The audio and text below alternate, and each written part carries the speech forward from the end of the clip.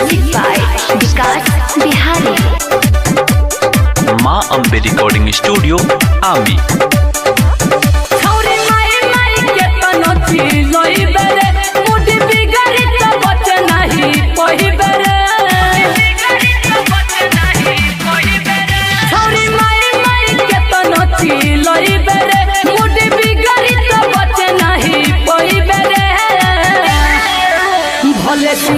से अखिया रही बेरे बाकी जादो जी के लइका के लही बेरे भले सिंह जी से अखिया रही बेरे बाकी जादो जी के लइका के लही बेरे।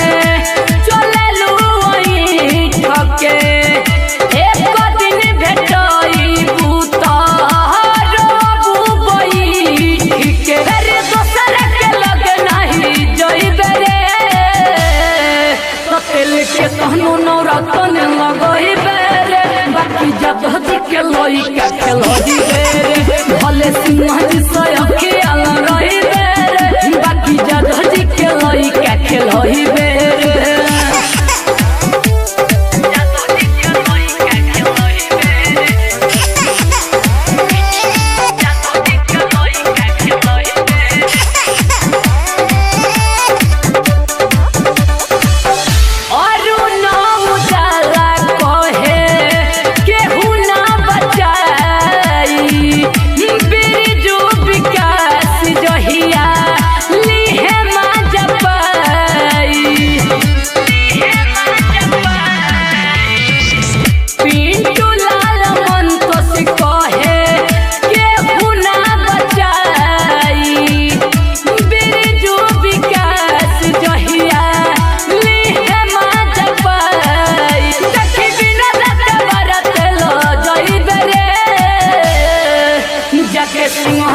के तन बतई बेरे बाकी जादो जी के लइका के लही बेरे।